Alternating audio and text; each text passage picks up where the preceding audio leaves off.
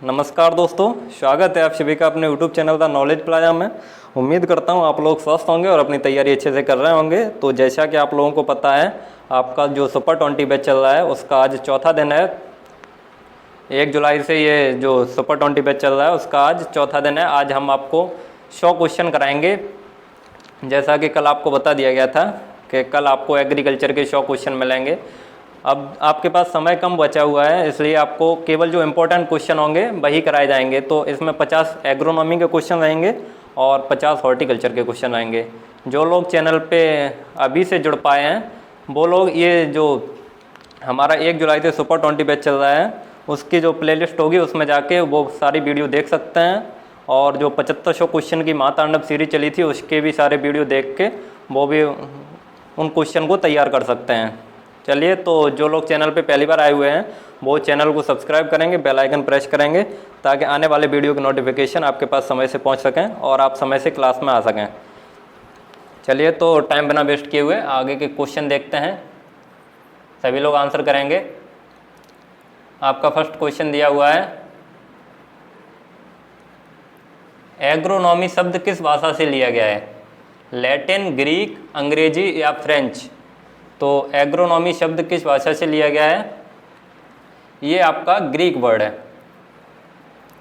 आप इसमें कैसे पहचानेंगे कौन सा ग्रीक वर्ड है कौन सा लैटिन वर्ड है? तो जिनके अंत में लॉजी या नॉमी आ जाए, लॉजी या नॉमी आ जाए तो ये सारे आपके ग्रीक वर्ड होते हैं। लेकिन इसमें 2 अपवाद हैं। कौन कौन से अपवाद हैं? एक पोमोलॉजी है, पोमोलॉजी, और एक माइक्रोबायोलॉजी, एक है माइक्रोबायोलॉजी। माइक्रोबायोलॉजी, ये 2 अपवाद हैं। ये दोनों आपके ग्रीक वर्ड हैं, लेकिन इनके दोनों में नहीं, ग्रीक नहीं, लैटिन वर्ड हैं, लेकिन इन दोनों के अंत में लॉजी आता है, फिर भी ये लैटिन वर्ड है। ये 2 आपके अपवाद हैं। और बाकी के जितने भी नॉमी या लॉजी आ जाए वो सारे आपके ग्रीक वर्ड होते हैं। और लैटिन वर्ड वो होते हैं जिनके अंत में कल्चर आता है, जिनके अंत में कल्चर आता है वो सारे आपके लैटिन वर्ड होते हैं। चलिए, तो नेक्स्ट क्वेश्चन देखते हैं। सभी लोग आंसर करते रहिए। नेक्स्ट क्वेश्चन है आपका, भारत को कितने कृषि या शस्य पारिस्थितिकी क्षेत्रों में बांटा गया है? तो भारत को कितने कृषि पारिस्थितिकी क्षेत्रों में बांटा गया है? 8, 15, 20 या 21?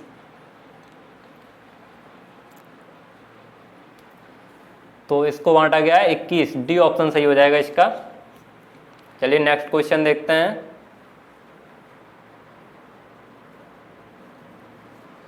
भूमि की नमी मापी जाती है। भूमि की नमी किससे मापते हैं? हाइग्रोमीटर द्वारा, पोटोमीटर द्वारा, टेंसियोमीटर द्वारा या रेगनेज द्वारा? तो भूमि की नमी किससे मापते हैं? तो भूमि की नमी मापते हैं टेंसियोमीटर द्वारा। सी ऑप्शन सही हो जाएगा इसका। टेंसियोमीटर द्वारा भूमि की नमी मापते हैं। और हाइग्रोमीटर द्वारा क्या मापते हैं? तो हाइग्रोमीटर द्वारा ह्यूमिडिटी मापते हैं या आर्द्रता, ह्यूमिडिटी। हाइग्रोमीटर द्वारा ह्यूमिडिटी मापते हैं। और पोटोमीटर द्वारा क्या मापते हैं? पोटोमीटर द्वारा बाष्पोत्सर्जन की दर मापते हैं। पोटोमीटर द्वारा बाष्पोत्सर्जन की दर मापते हैं। सभी लोग नोट कर लेंगे इसको, इंपॉर्टेंट हैं सारे। और रेगनेज द्वारा क्या मापते हैं? रेगनेज द्वारा वर्षा की मात्रा मापते हैं। वर्षा की मात्रा रेगनेज द्वारा मापते हैं। जो स्टूडेंट लास्ट तक जुड़ा रहेगा, और हम 2 बार अटेंडेंस लेंगे, 2 बार आपके नाम बोलेंगे, और जो बच्चा हमको अपना नाम लिख के भेजेगा इसमें कमेंट में, तो उसको PDF भी प्रोवाइड हो जाएगी। अटेंडेंस लेंगे हम बीच में 2 बार लेंगे, तो दोनों बार जो अपनी अटेंडेंस देगा उसको PDF भी प्रोवाइड हो जाएगी। चलिए, नेक्स्ट क्वेश्चन देखते हैं। नेक्स्ट क्वेश्चन दिया हुआ है, गेहूं की पहली सिंचाई किस अवस्था पर देनी चाहिए? जो गेहूं की पहली सिंचाई होती है वो किस अवस्था पर देनी चाहिए? CRI स्टेज, कल्ले फूटते समय, गांठ बनने की अंतिम अवस्था पर, या फूल आते समय? तो गेहूं की पहली सिंचाई किस अवस्था पर देनी चाहिए? गेहूं की पहली सिंचाई आपकी देनी चाहिए CRI स्टेज पर, CRI स्टेज पर। ए ऑप्शन सही हो जाएगा इसका। CRI का पूरा नाम होता है crown root initiation, crown root initiation.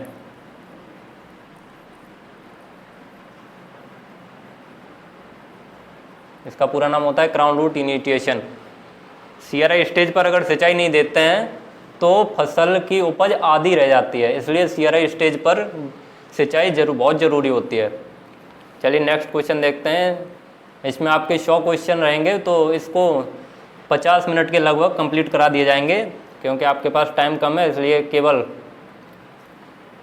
Question का आंसर देंगे हम, और जो इम्पोर्टेंट लगेगा हमको ये बताना चाहिए वो आपको बता देंगे, इसलिए जल्दी जल्दी क्वेश्चन कर ले रहे हैं। गेहूं का दाना क्या कहलाता है? कैरियाप्सिस, सिल्कुआ, दाल या इनमें से कोई नहीं। गेहूं का दाना कहलाता है कैरियाप्सिस, सिल्कुआ, दाल या इनमें से कोई नहीं। तो गेहूं का दाना क्या कहलाता है? सभी लोग आंसर करते रहिए। गेहूं का दाना कैरियाप्सिस कहलाता है। और सिल्कुआ किसका कहलाता है? तो सिल्कुआ सरसों का कहलाता है, सरसों का दाना सिल्कुआ कहलाता है। चलिए नेक्स्ट क्वेश्चन देखते हैं। नेक्स्ट क्वेश्चन है, निम्नलिखित में से कौन सी सोयाबीन की किस्म है? इनमें से सोयाबीन की किस्म कौन सी है? M13, युक्ता, अलंकार या भाग्य? तो इनमें से सोयाबीन की किस्म कौन सी है? सोयाबीन की किस्म है इनमें से अलंकार सोयाबीन की किस्म है। और जो M13 है, M13 आपकी मूंगफली की किस्म है। M13 किसकी है? ये आपकी मूंगफली की किस्म है। चलिए नेक्स्ट क्वेश्चन देखते हैं। नेक्स्ट क्वेश्चन दिया हुआ है, सीड प्लांट तकनीक किस फसल में अपनाई जाती है? जो सीड प्लांट टेक्निक होती है वो किस फसल में अपनाई जाती है? धान, गेहूं, आलू या तंबाकू? तो जो सीड प्लांट टेक्निक होती है, इसको शॉर्ट में SPT भी बोलते हैं, ये अपनाई जाती है आलू में। ये किस में अपनाई जाती है? ये आलू में अपनाई जाती है। इस तकनीक में आलू के बीजों को बोया जाता है, कंद को नहीं बोया जाता है। चलिए नेक्स्ट क्वेश्चन देखते हैं। नेक्स्ट क्वेश्चन है, जूट के रेशे को सड़ाने के लिए पानी का तापमान उत्तम माना जाता है। जो जूट का रेशा सड़ाया जाता है उसके लिए पानी का तापमान कितना उत्तम होना चाहिए?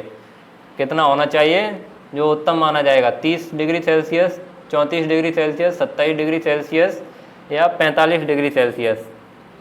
तो कितना होना चाहिए? 34 डिग्री सेल्सियस। बी ऑप्शन सही हो जाएगा इसका। चलिए नेक्स्ट क्वेश्चन देखते हैं। नेक्स्ट क्वेश्चन है, भारत में प्रथम कृषि विश्वविद्यालय जो 1960 में खुला था वह है? भारत का प्रथम कृषि विश्वविद्यालय कब खुला? तो ये खुला 1960 में। और कौन सा खुला ये आपको बताना है। PAU लुधियाना में, GVP UAT पंतनगर नैनीताल में, JNKVB जबलपुर में, UAS बंगलौर में। तो कौन सा खुला था? ये आपका खुला था Pantnagar, GVP UAT, Govind Ballabh Pant university agricultural and technology. ये आपका पंतनगर उत्तराखंड में पड़ता है। यही आपका प्रथम कृषि विश्वविद्यालय खुला था जो 1960 में खुला था। चलिए नेक्स्ट क्वेश्चन देखते हैं। नेक्स्ट क्वेश्चन है, भारत को कितने पारिस्थितिकी क्षेत्रों में बांटा गया है? भारत को कितने पारिस्थितिकी क्षेत्रों में बांटा गया है? 5, 10, 15 या 20? भारत को कितने पारिस्थितिकी क्षेत्रों में बांटा गया है? तो 5, इसका ए ऑप्शन सही हो जाएगा। भारत को 5 पारिस्थितिकी क्षेत्रों में बांटा गया है। चलिए नेक्स्ट क्वेश्चन देखते हैं। राष्ट्रीय कृषि वानिकी अनुसंधान संस्थान स्थित है? राष्ट्रीय कृषि वानिकी अनुसंधान संस्थान स्थित है कानपुर में, झांसी में, नई दिल्ली में या नागपुर में? तो ये कहाँ स्थित है? ये आपका झांसी में। बी ऑप्शन सही हो जाएगा। चलिए नेक्स्ट क्वेश्चन देखते हैं। गेहूं के दाने में नाइट्रोजन किस रूप में पाई जाती है?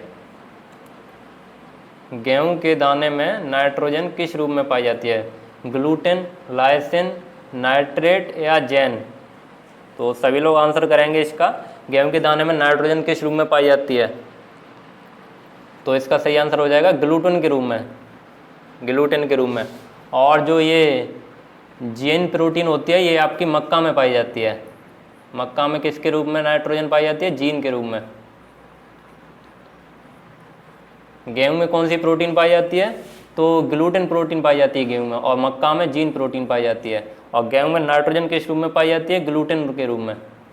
चलिए नेक्स्ट क्वेश्चन देखते हैं। सरसों का फल कहलाता है? सरसों का फल क्या कहलाता है? पॉम, बेरी, सिल्कुआ या इनमें से कोई नहीं। तो सरसों का फल क्या कहलाता है? सभी लोग आंसर करेंगे इसका। सभी सरसों का फल सिल्कुआ कहलाता है। सी ऑप्शन सही हो जाएगा इसका, सरसों का फल सिल्कुआ कहलाता है। और पोम किसका कहलाता है? पोम सेब का कहलाता है। सेब का पोम कहलाता है। बेरी पपीता का कहलाता है। और भी कुछ क्रॉप हैं इनका बेरी कहलाता है। चलिए नेक्स्ट क्वेश्चन देखते हैं। निम्नलिखित में से कौन सी नकदी फसल है? नकदी फसल कैश क्रॉप कौन सी है इनमें से? मूंगफली, गेहूं, धान या गन्ना? तो कैश क्रॉप कौन सी होती है जिसको बेचने के बाद किसान को तुरंत ही उसका पैसा मिल जाता है?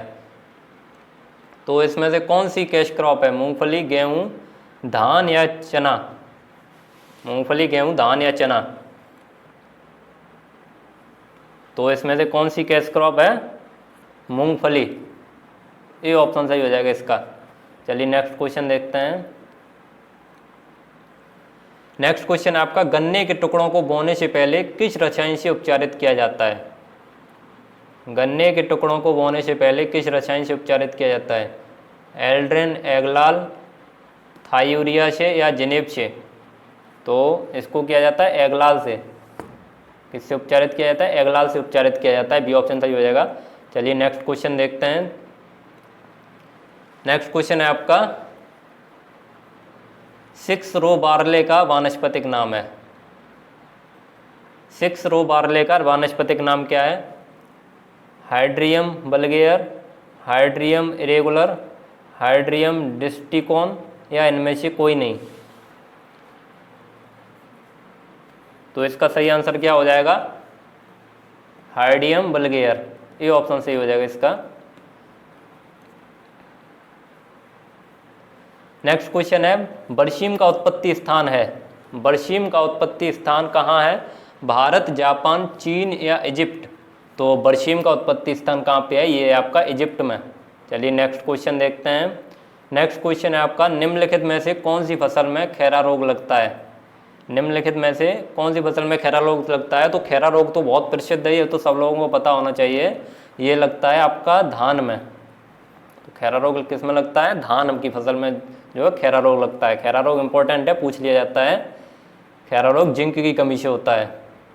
चलिए नेक्स्ट क्वेश्चन देखते हैं। नेक्स्ट क्वेश्चन है आपका, धान की फसल में गंधी बग आक्रमण करता है।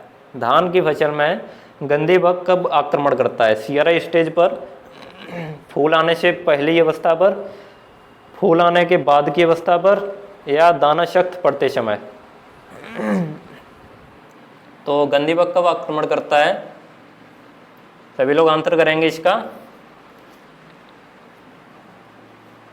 दाना सख्त पड़ने की अवस्था पर।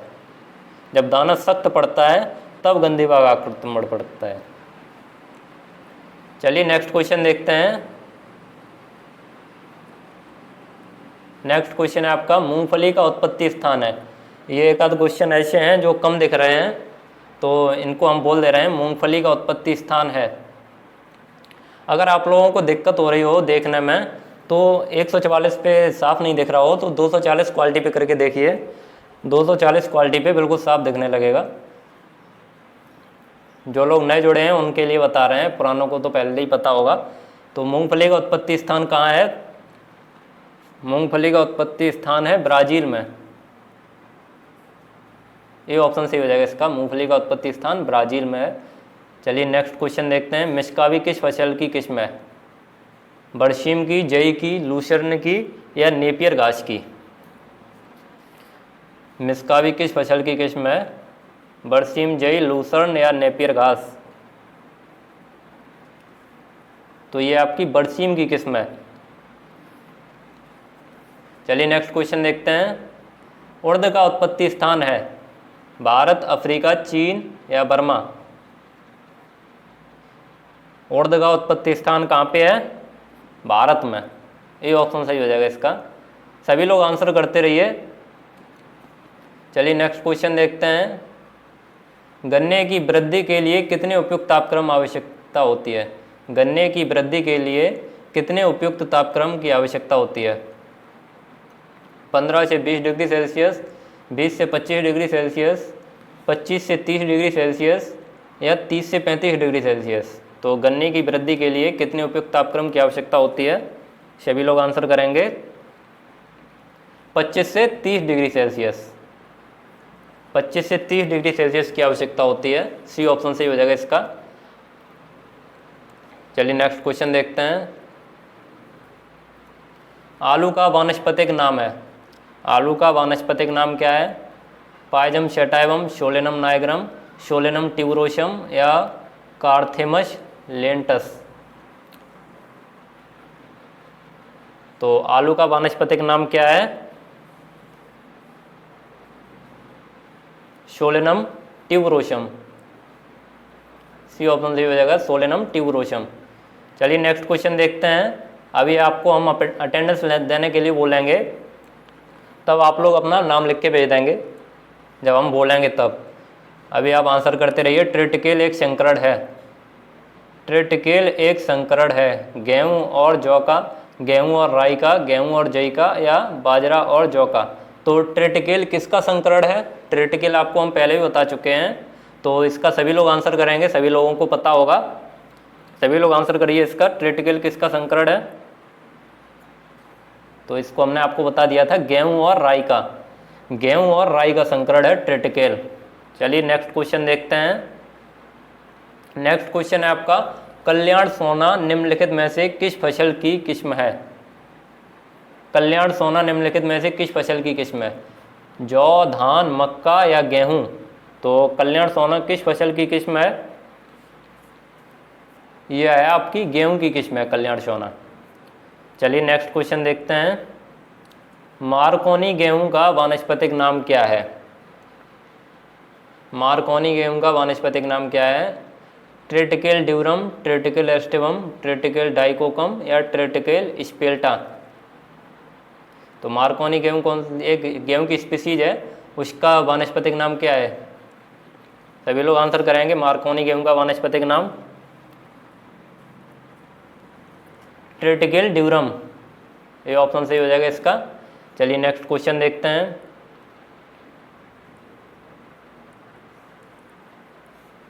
नेक्स्ट क्वेश्चन है आपका, लेंस एस्कुलेंटा किस फसल का वानस्पतिक नाम है? लेंस एस्कुलेंटा जो है वो किस फसल का वानस्पतिक नाम है? उड़द का, मटर का, मूंग का या मसूर का? उड़द का, मटर का, मूंग का या मसूर का? तो लेंस एस्कुलेंटा जो है वो मसूर का वानस्पतिक नाम है। चलिए नेक्स्ट क्वेश्चन देखते हैं। अगर आप लोग ऐसे ही डेली क्वेश्चन की प्रैक्टिस करना चाहते हैं तो हमारे चैनल को सब्सक्राइब कर सकते हैं। और अगर वीडियो अच्छी लग रही हो तो इसे ज़्यादा से ज़्यादा लोगों तक शेयर करिए, जिससे उन लोगों को भी पता चल सके कि यहाँ पे क्वेश्चन की प्रैक्टिस कराई जा रही है डेली। चलिए, तो निम्नलिखित में से कौन सी लंबी अवधि का प्रकाश चाहने वाला पौधा है? लंबी अवधि का प्रकाश चाहने वाला पौधा कौन सा है? मटर, लोबिया, बरसीम या जई? मटर, लोबिया, बरसीम या जई? तो लंबी अवधि का प्रकाश चाहने वाला पौधा मतलब लॉन्गडे प्लांट कौन सा है उसमें? तो लॉन्गडे प्लांट कौन सा होता है? लॉन्गडे प्लांट वो होता है जिसको, लॉन्गडे प्लांट कौन सा होता है जिसको पकते समय ज़्यादा प्रकाश की आवश्यकता होती है? पकते समय जिस फसल को ज़्यादा प्रकाश की आवश्यकता होती है वो होते हैं आपके लॉन्गडे प्लांट। जैसे कि आपकी रबी क्रॉप है, रबी क्रॉप को पकते समय ज़्यादा प्रकाश की आवश्यकता होती है, 12 से 14 घंटे प्रकाश की आवश्यकता होती है जो रबी क्रॉप है उनको। और शॉर्ट डे प्लांट कौन से होते हैं? शॉर्ट डे प्लांट वो होते हैं जिनको पकते समय कम प्रकाश की आवश्यकता होती है, जैसे कि आपका खरीफ क्रॉप हो गया। खरीफ क्रॉप हो गया, इसको पकते समय कम प्रकाश की आवश्यकता होती है। और एक होते हैं डी न्यूट्रल प्लांट, एक होते हैं डे न्यूट्रल प्लांट। तो डे न्यूट्रल प्लांट कौन से होते हैं? ये भी पूछ लिए जाते हैं, इसलिए हम आपको बता दे रहे हैं, नोट कर लीजिए अगर आपको नहीं पता है तो। डे न्यूट्रल प्लांट वो होते हैं जिनको कोई मतलब नहीं है चाहे कितना भी प्रकाश मिले उन्हें कम ज़्यादा से कोई फर्क नहीं पड़ता है। वो आपकी होती हैं जायद क्रॉप। जो जायद फसल होती हैं वो डे न्यूट्रल प्लांट होते हैं। तो इसका क्या आंसर हो जाएगा, निम्नलिखित में से कौन सी लंबी अवधि का प्रकाश चाहने वाला पौधा है, तो ये है जई। जई आपकी रबी क्रॉप है, इसको ज़्यादा प्रकाश चाहिए होता है पकते समय। चलिए नेक्स्ट क्वेश्चन देखते हैं। आलू में सिंचाई की सबसे क्रांतिक अवस्था है। आलू में सिंचाई की सबसे क्रांतिक अवस्था है। कंद बनते समय, 25% कंद बनते समय, स्टोलन बनते समय, या उपरोक्त में से कोई नहीं। तो आलू में सिंचाई की सबसे क्रांतिक अवस्था कौन सी होती है? ये होती है आपकी 25% कंद बनते समय। जब कंद 25% बन जाता है उस समय आलू की सिंचाई की क्रांतिक अवस्था होती है, मतलब उस समय आलू में सिंचाई करनी ही करनी चाहिए। चलिए नेक्स्ट क्वेश्चन देखते हैं। धान में कितने पुंकेसर पाए जाते हैं? तो धान में कितने पुंकेसर पाए जाते हैं? 3, 4, 5 या 6? धान में 6 पुंकेसर पाए जाते हैं, डी ऑप्शन सही हो जाएगा इसका। चलिए नेक्स्ट क्वेश्चन देखते हैं। आर्केल किस फसल की किस्म है? आर्केल किस फसल की किस्म है? मटर, लोबिया, तोरिया या सेम? तो आर्केल आपकी मटर की किस्म है। जल्दी जल्दी क्वेश्चन करे ले रहे हैं। आर्केल आपकी मटर की किस्म है। चलिए नेक्स्ट क्वेश्चन देखते हैं। जिन क्वेश्चन में कुछ बताने के लिए है उसमें हम आपको बता देते हैं, और जिनमें नहीं बताने के लिए उसका ऐसे ही आंसर बता देते हैं। निम्नलिखित में से कौन सी प्रजाति अमेरिका की है? कौन सी प्रजाति अमेरिका की है? सीपियस अर्बोरियम, गॉसिपियम हिर्सिटम, सीपियम बार्बिडेंस या गॉसिपियम हर्बेशियम? तो ये सारी प्रजाति जो हैं वो कपास की प्रजाति हैं। ये जो सारी प्रजाति हैं वो कपास की प्रजाति हैं। तो इसमें ये बताना है जो अमेरिकन कपास की प्रजाति कौन सी है। इसमें आपको घुमा के क्वेश्चन दिया है, निम्नलिखित में से कौन सी प्रजाति अमेरिका की है। मतलब कि ये सारी जो ये चारों प्रजाति जो स्पीसीज दिए हैं वो ये सारी कपास की स्पीसीज हैं। तो इसमें अमेरिकन कपास की कौन सी प्रजाति है, तो उसका आंसर बताना है। तो कौन सी है? गॉसिपियम हिर्सुटेज, बी ऑप्शन से हो जाएगा इसका, गॉसिपियम हिर्सुटस। चलिए नेक्स्ट क्वेश्चन देखते हैं। नेक्स्ट क्वेश्चन है आपका, चुकंदर किस कुल से संबंध रखता है? चुकंदर किस कुल से संबंध रखता है? क्रूसीफेरी, मालवेसी, कंपोजिटी या चीनोपोडिएसी? चुकंदर किस कुल से संबंध रखता है? चीनोपोडिएसी। चुकंदर की फैमिली कौन सी है? चीनोपोडिएसी। नेक्स्ट क्वेश्चन देखते हैं। सोयाबीन में कितने किलोग्राम पर हेक्टेयर बीज की आवश्यकता होती है? मतलब कि सोयाबीन की बीज दर बतानी है। 40 से 50 किलोग्राम पर हेक्टेयर, 45 से 55, 70 से 80 या 60 से 65? तो सभी लोग आंसर करते रहिए। इसका सही आंसर क्या हो जाएगा? इसका सही आंसर हो जाएगा 70 से 80 किलोग्राम। सोयाबीन में 70 से 80 किलोग्राम बीज दर होती है इसकी। चलिए नेक्स्ट क्वेश्चन देखते हैं। सोयाबीन में कितने प्रतिशत प्रोटीन पाई जाती है? तो सोयाबीन में कितने % प्रोटीन पाई जाती है? सभी लोगों को पता होगा, सबसे अधिक प्रोटीन सोयाबीन में पाई जाती है। मतलब कि जो क्रॉपें होती हैं उनमें सबसे अधिक, जो एग्रोनॉमी की क्रॉप होती हैं उसमें 40% प्रोटीन पाई जाती है। इसमें एवरेज है 40 से 42%। 40 से 42% प्रोटीन पाई जाती है। तो यहाँ पे आपका 40% सही हो जाएगा। 40, 20, 70, 50 में से 40% सही हो जाएगा। चलिए नेक्स्ट क्वेश्चन देखते हैं। H777 किस फसल की किस्म है? H777 किस फसल की किस्म है? धान की, गेहूं की, कपास की या लूसर्न की? तो H777 किस फसल की किस्म है? कपास की। चलिए नेक्स्ट क्वेश्चन देखते हैं। भारत की फसल सघनता है, भारत की फसल सघनता कितनी है? 140%, 135%, 150% या 130%? तो भारत की फसल सघनता है 135%, बी ऑप्शन सही हो जाएगा इसका। चलिए नेक्स्ट क्वेश्चन देखते हैं। कुफरी सिंदूरी आलू की है, कुफरी सिंदूरी आलू की कैसी प्रजाति है? अगेती किस्म है, पछेती किस्म है, मध्य मौसम किस्म है या इनमें से कोई भी नहीं? तो सभी लोग आंसर करेंगे इसका। कुफरी सिंदूरी आलू की कैसी प्रजाति है? तो कुफरी सिंधु आलू की पछेती किस्म है, बी ऑप्शन सही हो जाएगा इसका। चलिए नेक्स्ट क्वेश्चन देखते हैं। अब आप लोग अपना अटेंडेंस दे दीजिए। 10 सेकंड में आप लोग सब अपना अटेंडेंस दे दीजिए, फिर हम आगे बढ़ें। जो अटेंडेंस देगा उसी को केवल PDF दिया जाएगा। तो आप सब लोग अपना अपना अटेंडेंस दे दीजिए। चलिए, उम्मीद है आप लोगों ने अटेंडेंस दे दिया होगा अपना। चलिए, तो नेक्स्ट क्वेश्चन देखते हैं। डेसिन्यूरा लाइनाई किसका पीड़क कीट है? जो डेसिन्यूरा लाइनाई है ये किसका पीड़क कीट है? अरंडी का, तिल का, अलसी का या मूंगफली का? तो ये किसका है? अलसी का। सी ऑप्शन सी हो जाएगा इसका। चलिए नेक्स्ट क्वेश्चन देखते हैं। सरसों में जिप्सम किस एक की पूर्ति के लिए दिया जाता है?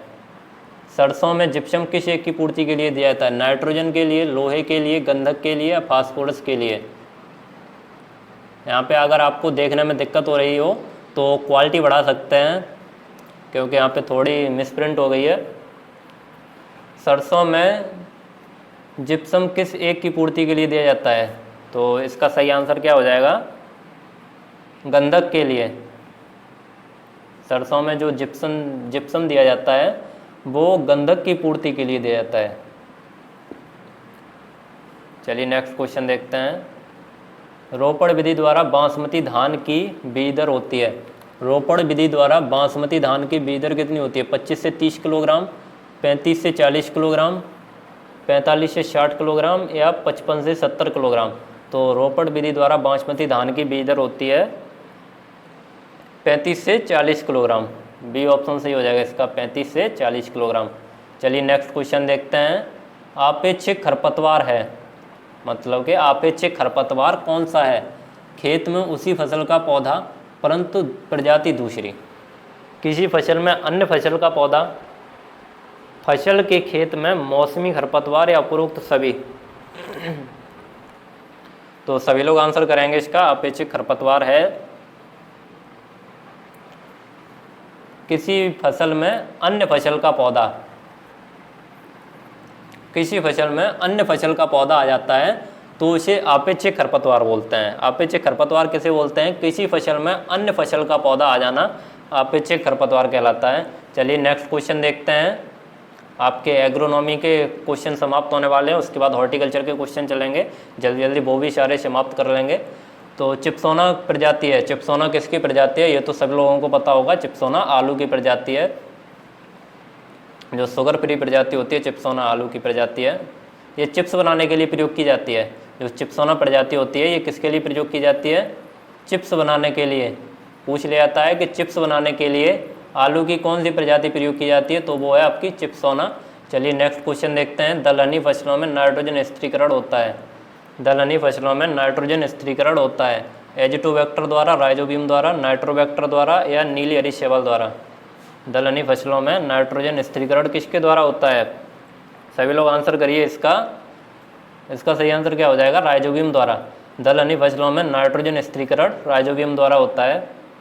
चलिए नेक्स्ट क्वेश्चन देखते हैं। धान के पौधे में पेनिकल बनने की क्रिया क्या कहलाती है? धान के पौधों में पेनिकल बनने की क्रिया क्या कहलाती है? पेनिकल बनने की क्रिया कब होती है? कहलाती नहीं है। पेनिकल बनने की क्रिया कब होती है? रोपाई के तुरंत बाद, अधिकतम कल्ले बनने के बाद, किलैथ के बाद या रोपाई के बाद कभी भी? तो सभी लोग आंसर करेंगे इसका। इसका सही आंसर हो जाएगा किलैथ के बाद। चलिए नेक्स्ट क्वेश्चन देखते हैं। नेक्स्ट क्वेश्चन दिया हुआ है। मक्के के पौधे में सिल्क पहले निकलता है, टेसल पहले निकलता है, उपरोक्त दोनों साथ साथ निकलते हैं, उपरोक्त में से कोई नहीं? तो ये जो सिल्क और टेसल होते हैं ये दोनों फूल होते हैं। एक मेल होता है, एक फीमेल होता है। तो इसमें ये पूछा है तो मक्के के पौधे में कौन सा फ्लावर पहले निकलता है? तो कौन सा फ्लावर पहले निकलता है? टेसल। टेसल जो होता है वो मेल फ्लावर होता है, ये पहले निकलता है और सिल्क बाद में निकलता है।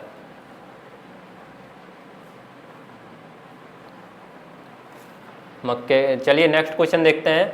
एग्रीकल्चर निम्नलिखित में से किस शब्द से लिया गया है?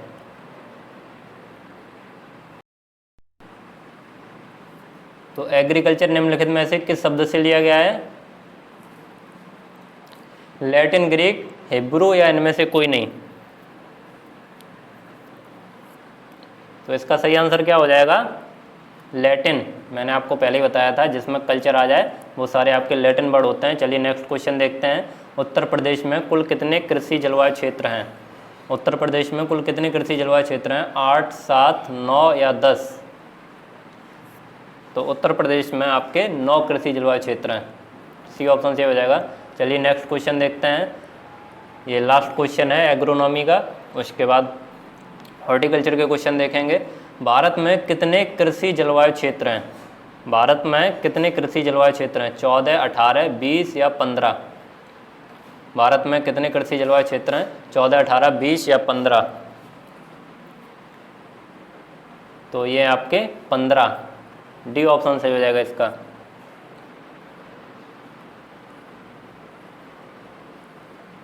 ये तो आप लोगों को पता ही है, जो द नॉलेज प्लाजा पे जो सुपर 20 बैच चल रहा है उसका चौथे दिन है। ये तो आप लोगों को बता ही चुके हैं हम। इसमें हमारा उद्देश्य है कम से कम 20 बच्चों का सिलेक्शन कराना अच्छी रैंक के साथ, कम से कम 20 बच्चों का, और ज़्यादा जुड़े रहेंगे तो ज़्यादा लोगों का सिलेक्शन भी हो सकता है।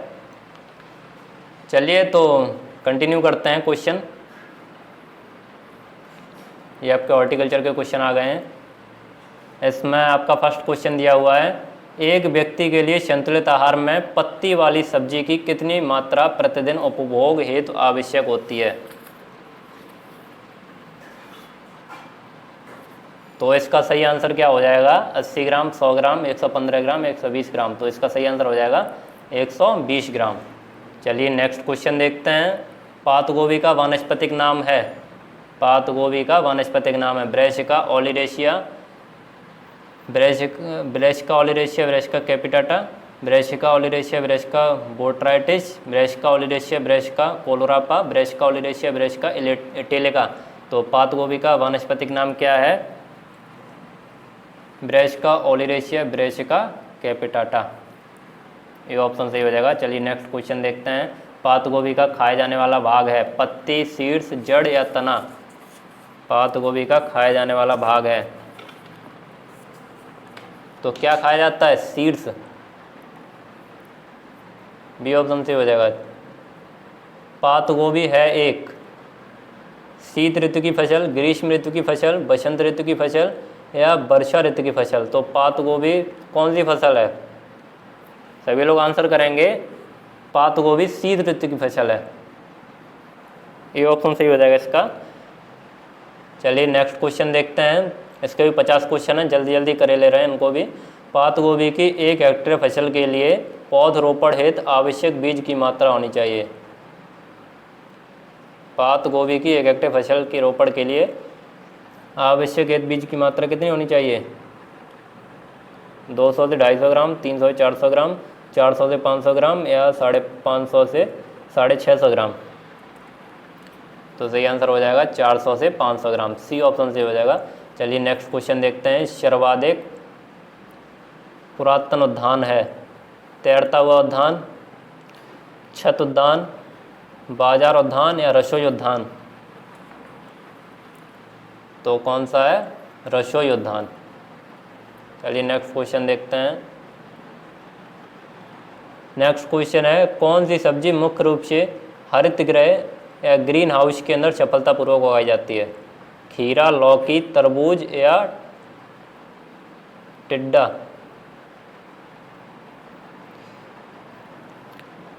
यहाँ पे जो टिंडे होते हैं वो या तरबूज या खीरा या लौकी?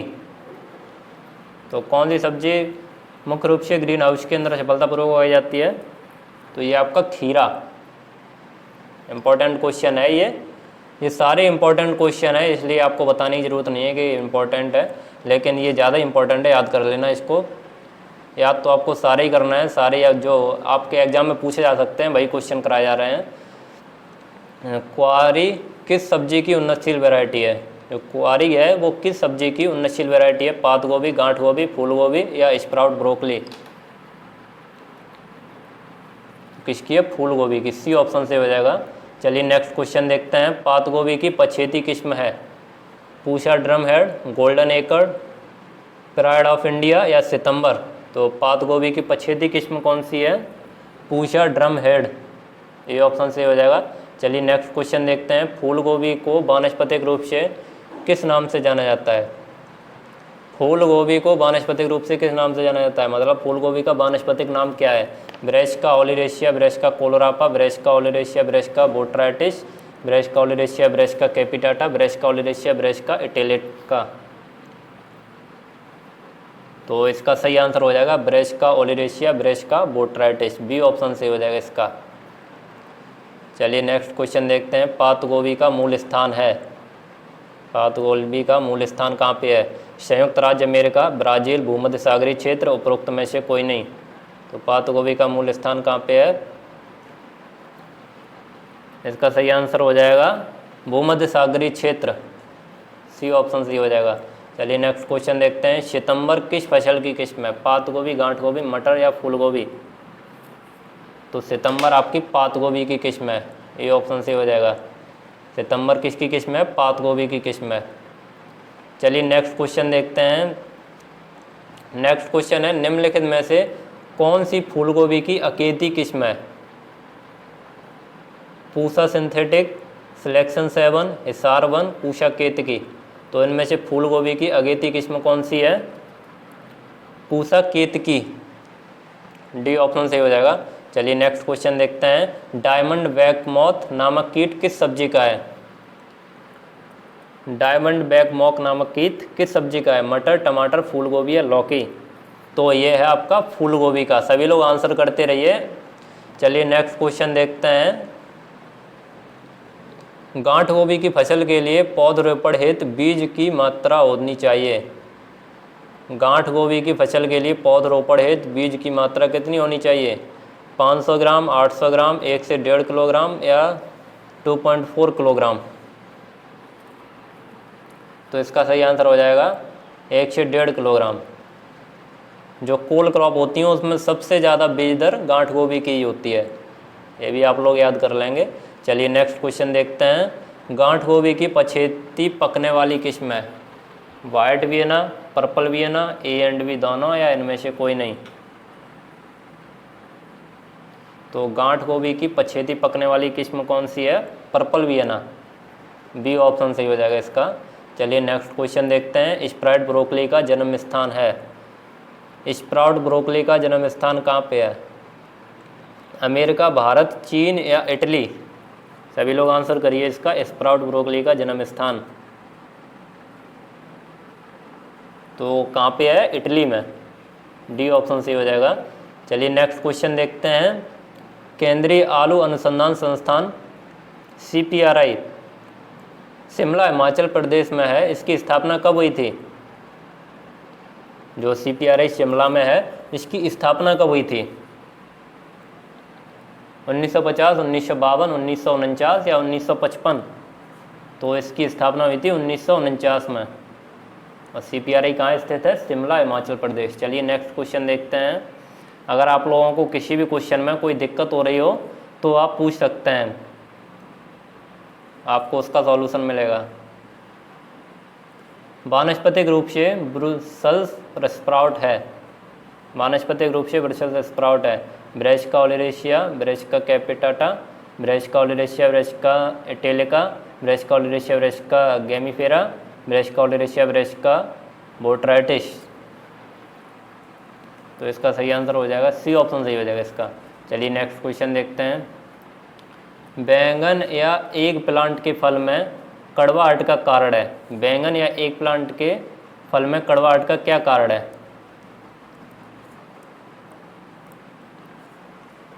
सल्फर, ग्लाइको एल्कलाइड, मार्मेलोसिन या उपरोक्त में से कोई नहीं? तो इसका सही आंसर हो जाएगा बी ऑप्शन सही हो जाएगा, ग्लाइको एल्कलाइड। नेक्स्ट क्वेश्चन देखते हैं। बैंगन की फसल में लघु पत्ती या लिटिल लीफ बीमारी का क्या कारण है? माइकोप्लाज्मा, विषाणु, जीवाणु या कवक? बैंगन की फसल में लघु पत्ती या लिटिल लीफ बीमारी का क्या कारण है? माइकोप्लाज्मा, विषाणु, जीवाणु या कवक? तो इसका सही आंसर हो जाएगा माइकोप्लाज्मा, ए ऑप्शन सही हो जाएगा। चलिए नेक्स्ट क्वेश्चन देखते हैं। मिर्च में चरपराहट का कारण है, मिर्च में चरपराहट का क्या कारण है? कैप्साइसिन, ग्लाइकोप्रोटीन, आइसोथायोसाइनेट या कैप्सेथिन। तो इसका सही आंसर हो जाएगा कैप्सेसिन, ए ऑप्शन सही हो जाएगा इसका। मिर्च में चरपराहट का कारण है कैप्सेसिन। चलिए नेक्स्ट क्वेश्चन देखते हैं। टमाटर का उद्भव केंद्र है पेरू व मैक्सिको, भूमध्य सागरीय भाग, भारत या चीन। तो टमाटर का उद्भव केंद्र कहाँ पे है? ये आपका पेरू व मैक्सिको में, ये ऑप्शन सही हो जाएगा। चलिए नेक्स्ट क्वेश्चन देखते हैं। टमाटर की खेती के लिए उपयुक्त मृदा में पीएच होना चाहिए। टमाटर की खेती के लिए उपयुक्त मृदा में पीएच कितना होना चाहिए? सभी लोग आंसर करेंगे इसका। तो कितना होना चाहिए? 6.7 to 7। चलिए नेक्स्ट क्वेश्चन देखते हैं। निम्नलिखित में से किस सब्जी में प्रोटीन की अधिकता होती है? इनमें से किस सब्जी में सबसे अधिक प्रोटीन पाई जाती है? पात गोभी, करेला, मटर एवं बीन्स या तरबूज। तो किस में पाई जाती है? मटर एवं बीन्स में, सी ऑप्शन से हो जाएगा। चलिए नेक्स्ट क्वेश्चन देखते हैं। नेक्स्ट क्वेश्चन है आपका, कार्बोहाइड्रेट की अधिकता वाली सब्जी है। कौन सी सब्जी में अधिक कार्बोहाइड्रेट पाई जाती है? शकरकंद, फूलगोभी, आलू या टेपियोका। आप लोगों के पास समय कम बचा हुआ है, इसलिए इनको जल्दी जल्दी क्वेश्चन करा दे रहे हैं। और जिनमें कुछ बताने के लिए है, लग रहा है कि ये आपके इम्पोर्टेंट है, बताना चाहिए, वो हम आपको बता देते हैं। अगर आपको फिर भी अगर किसी क्वेश्चन में डाउट हो रहा हो तो आप कमेंट बॉक्स में पूछ सकते हैं। चलिए, तो इसका सही आंसर क्या हो जाएगा? कार्बोहाइड्रेट की अधिकता वाली सब्जी कौन सी है? टोपियोका, टेपियोका जो है वो। चलिए नेक्स्ट क्वेश्चन देखते हैं। सामान्य रूप से तैरता हुआ उद्यान पाया जाता है। तैरता हुआ उद्यान कहाँ पाया जाता है? तो ये तो सभी लोगों को पता होना चाहिए, ये कश्मीर में पाया जाता है। कहाँ पाया जाता है? कश्मीर में, जम्मू कश्मीर। चलिए नेक्स्ट क्वेश्चन देखते हैं। अर्का मोहिनी किस फसल की उत्तम किस्म है? अर्का मोहिनी किस फसल की उत्तम किस्म है? आलू, टमाटर, भिंडी या उपरोक्त में से कोई नहीं। अर्का मोहिनी किसकी उत्तम किस्म है? आलू, टमाटर, भिंडी या उपरोक्त में से कोई नहीं। तो इसका सही आंसर हो जाएगा अर्का मोहिनी, इसमें से किसी की भी किस्म नहीं है, डी ऑप्शन सही हो जाएगा इसका। चलिए नेक्स्ट क्वेश्चन देखते हैं। मिर्च का लाल रंग किस वर्णक का होता है? और अर्का मोहिनी किसकी किस्म है? ये लोग आप हमको बताएंगे, आप हमें इसका आंसर देंगे अर्का मोहिनी किस फसल की किस्म है, कमेंट करके बताएंगे, ऑफलाइन कमेंट में। चलिए नेक्स्ट क्वेश्चन देखते हैं। मिर्च का लाल रंग किस वर्णक का कारण है? कैप्सेसिन, कीरसेंथिन, सोलेनिन या ग्लाइकोलाइकोपिन। सभी लोग आंसर करिए इसका। इसका सही आंसर हो जाएगा कीरसेंथिन। चलिए नेक्स्ट क्वेश्चन देखते हैं। नेक्स्ट क्वेश्चन दिया हुआ है आपका, मिर्च की फसल के पौधरोपण हेतु बीज दर की आवश्यकता होती है। मिर्च की फसल के पौधरोपण हेतु बीज दर की आवश्यकता होती है। 500 ग्राम पर हेक्टेयर, 1.5 से 2 किलोग्राम पर हेक्टेयर, 3.5 से 4 ग्राम पर हेक्टेयर, या यहाँ पे 1 किलोग्राम होगा, या 2.5 से 3 किलोग्राम पर हेक्टेयर। तो इसका सभी लोग आंसर करेंगे। इसका सही आंसर क्या होगा? 1.5 से 2 किलोग्राम पर हेक्टेयर, 1.5 से 2 kilogram per hectare, B option से हो जाएगा। चलिए नेक्स्ट क्वेश्चन देखते हैं। टमाटर में कायिक गुणसूत्र की संख्या होती है 2n बराबर 48, 2n बराबर 42, 2n बराबर 24 या 2n बराबर 14। तो टमाटर में कायिक गुणसूत्र की संख्या कितनी होती है? 2n बराबर 24, सी ऑप्शन सही हो जाएगा इसका। चलिए नेक्स्ट क्वेश्चन देखते हैं। टमाटर है एक शीत ऋतु की फसल, वर्षा ऋतु की फसल, ग्रीष्म ऋतु की फसल या बसंत ऋतु की फसल। तो टमाटर किस ऋतु की फसल है? सभी लोग आंसर करेंगे इसका। टमाटर ग्रीष्म ऋतु की फसल है, सी ऑप्शन से हो जाएगा। हरभजन सिंह किस सब्जी की हरभजन किस सब्जी की महत्वपूर्ण किस्म है? हरभजन किस सब्जी की महत्वपूर्ण किस्म है? ओकरा, मिर्च, शकरकंद या एग प्लांट? सभी लोग आंसर करिए इसका। हरभजन किस सब्जी की महत्वपूर्ण किस्म है? तो ये ओकरा की, भिंडी की, ओकरा को भिंडी बोलते हैं। चलिए नेक्स्ट क्वेश्चन देखते हैं। बैंगन किस जाति से संबंधित है? मेलोंजेना, ट्यूबरोसम, एस्कुलेंटस या एनम? जाति क्या इंग्लिश में स्पीसीज बोलते हैं, तो बैंगन के किस स्पीसीज से संबंधित है ये आपको बताना है। तो इसका सही आंसर हो जाएगा ए ऑप्शन से हो जाएगा, मेलोंजेना। चलिए नेक्स्ट क्वेश्चन देखते हैं। भिंडी का जन्म स्थान है, भिंडी का जन्म स्थान है दक्षिण अमेरिका, उत्तरी अमेरिका, दक्षिण अफ्रीका या ब्राज़ील? तो भिंडी का जन्म स्थान कहाँ पे है? सभी लोग आंसर करिए इसका। दक्षिण अफ्रीका में, सी ऑप्शन सी हो जाएगा। चलिए नेक्स्ट क्वेश्चन देखते हैं। बरसात की फसल लेने हेतु भिंडी के लिए बीज दर की आवश्यकता होती है। बरसात की फसल लेने के लिए भिंडी के लिए बीज दर की आवश्यकता होती है 8 से 10 किलोग्राम, 15 से 20 किलोग्राम, 12 से 15 किलोग्राम या 20 से 25 किलोग्राम? तो कितनी चाहिए होती है? 8 से 10 किलोग्राम, ये ऑप्शन सही हो जाएगा इसका। चलिए नेक्स्ट क्वेश्चन देखते हैं। अब थोड़े क्वेश्चन बचे हुए हैं, ये भी जल्दी जल्दी ख़त्म करते हैं। 100 ग्राम भिंडी के बीजों में कुल बीजों की संख्या लगभग होती है 400, 500, 600 या 700? तो कितनी होती है? 600, सी ऑप्शन सही हो जाएगा इसका। चलिए नेक्स्ट क्वेश्चन देखते हैं। भिंडी की किस्म पूषा छावनी किस व्याधि के प्रति सहनशील है?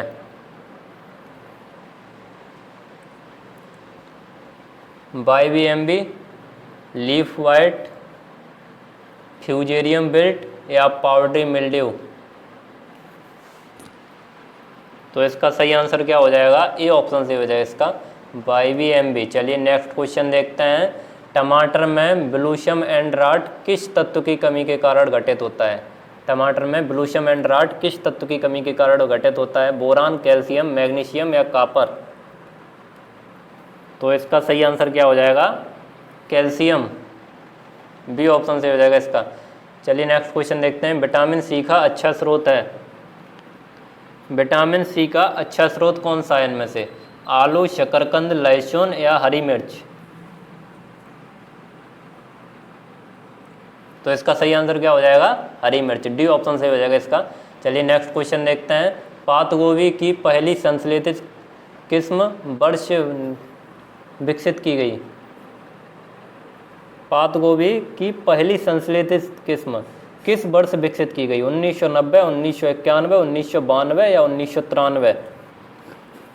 तो इसका सही आंसर क्या हो जाएगा? 1992, सी ऑप्शन सही हो जाएगा। चलिए नेक्स्ट क्वेश्चन देखते हैं। आलू की किस्म कुफरी बादशाह किस रोग के प्रति सहनशील है? आलू की जो कुफरी बादशाह प्रजाति है वो किस रोग के प्रति सहनशील है? अगेती झुलसा, पछेती झुलसा, पाउडरी मिल्ड्यू या पोटैटो ब्लैक राट? तो किस रोग के प्रति सहनशील है? पछेती झुलसा, बी ऑप्शन से हो जाएगा। चलिए नेक्स्ट क्वेश्चन देखते हैं। आलू की फसल में प्रकंद बनते समय उपयुक्त तापक्रम होना चाहिए। आलू की फसल में जब प्रकंद बनता है उस समय उपयुक्त तापक्रम कितना होना चाहिए? 8 से 10 डिग्री सेल्सियस, 14 से 16 डिग्री सेल्सियस, 22 से 25 डिग्री सेल्सियस या 18 से 20 डिग्री सेल्सियस? तो इसका सही आंसर क्या हो जाएगा? 18 से 20 डिग्री सेल्सियस। ये सारे क्वेश्चन इंपॉर्टेंट हैं, इनको आप लोग अच्छे से तैयार कर लीजिए। नेक्स्ट क्वेश्चन है। आलू की फसल में बुवाई के कितने दिन बाद मिट्टी चढ़ाने का कार्य करते हैं? आलू की फसल में बुवाई के कितने दिन बाद मिट्टी चढ़ाने का कार्य करते हैं? अर्थिंग अप, इसको इंग्लिश में अर्थिंग अप बोलते हैं। बुवाई के 40 दिन बाद, बुवाई के 48 दिन बाद, बुवाई के 54 दिन बाद या बुवाई के 60 दिन बाद? DAS का मतलब है डेज आफ्टर सोविंग। तो इसका सही आंसर क्या हो जाएगा, बुवाई के 40 दिन बाद। ए ऑप्शन सही हो जाएगा इसका। चलिए नेक्स्ट क्वेश्चन देखते हैं। अब आप लोग अपना अपना अटेंडेंस दे दीजिए, जितने भी लोग यहाँ पे जुड़े हुए हैं सभी लोग अपना अटेंडेंस दे दीजिए, जिससे आप लोगों को PDF प्रोवाइड कर सकें। आलू की फसल के लिए ट्यूबर्स की प्रति हेक्टेयर आवश्यकता होती है। आलू की फसल के लिए ट्यूबर्स की प्रति हेक्टेयर आवश्यकता होती है 6 से 10 कुंटल, 10 से 15 कुंटल, 15 से 20 कुंटल या 25 से 30 कुंटल। तो इसका सही आंसर क्या हो जाएगा, 25 से 30 कुंटल। चलिए नेक्स्ट क्वेश्चन देखते हैं। आलू के प्रकंद का बुवाई हेतु वजन होना चाहिए 15 से 20 ग्राम, 30 से 40 ग्राम, 50 से 60 ग्राम या 8 से 10 ग्राम। तो कितना वजन होना चाहिए, 30 से 40 ग्राम। बी ऑप्शन सही हो जाएगा। चलिए नेक्स्ट क्वेश्चन देखते हैं। आलू के प्रकंद की सुसुप्तावस्था की अवधि होती है। आलू के प्रकंद की सुसुप्तावस्था की अवधि कितनी होती है, 1 से 2 माह, 2 से 3 माह, 4 से 5 माह या 5 से 6 माह। तो आलू के प्रकंद की सुसुप्तावस्था की अवधि कितनी होती है, 2 से 3 माह। बी ऑप्शन सही हो जाएगा इसका। चलिए नेक्स्ट क्वेश्चन देखते हैं। आलू के प्रकंद की सुसुप्तावस्था किस रसायन द्वारा तोड़ी जा सकती है। आलू के प्रकंद की सुसुप्तावस्था किस रसायन के द्वारा तोड़ी जा सकती है, एथाइलिन, यूरिया, थायोरिया या 2,4,5-T। तो सभी लोग आंसर करिए इसका। इसका सही आंसर क्या हो जाएगा, थायो यूरिया द्वारा। सी ऑप्शन से हो जाएगा इसका, थायो यूरिया द्वारा। चलिए नेक्स्ट क्वेश्चन देखते हैं। आज की वीडियो का सेकंड लास्ट क्वेश्चन है। लीफ कर्ल वायरस किस कीट द्वारा फसलों को हानि पहुंचाता है। लीफ कर्ल जो वायरस होता है वो किस कीट द्वारा फसलों को हानि पहुंचाता है, एफिड, सफ़ेद मक्खी, लीफ हॉपर या इनमें से कोई नहीं। तो इसका सही आंसर क्या हो जाएगा, वाइट फ्लाई, सफ़ेद मक्खी। बी ऑप्शन से हो जाएगा। चलिए आज का लास्ट क्वेश्चन देखते हैं। आज का लास्ट क्वेश्चन दिया हुआ है, टमाटर में अर्ली ब्लाइट रोग का कारण है। टमाटर में अर्ली ब्लाइट रोग का कारण है कवक, जीवाणु, विषाणु या प्रोटोजोआ। टमाटर में अर्ली ब्लाइट रोग का क्या कारण है, सभी लोग आंसर करिए। इसका लास्ट क्वेश्चन है आज का। इसका सही आंसर हो जाएगा कवक। ए ऑप्शन सही हो जाएगा इसका। टमाटर में अर्ली ब्लाइट रोग का कारण कवक है। तो आज के लिए आपके यहीं तक क्वेश्चन थे। अब आपको शाम को मिलेंगे। शाम को आपके टॉपर आंसर क्वेश्चन कराएंगे साइंस के। तो आप लोग शाम की क्लास में आइएगा। और जो आज की जो वीडियो है इसकी अभी आपको PDF प्रोवाइड हो जाएगी।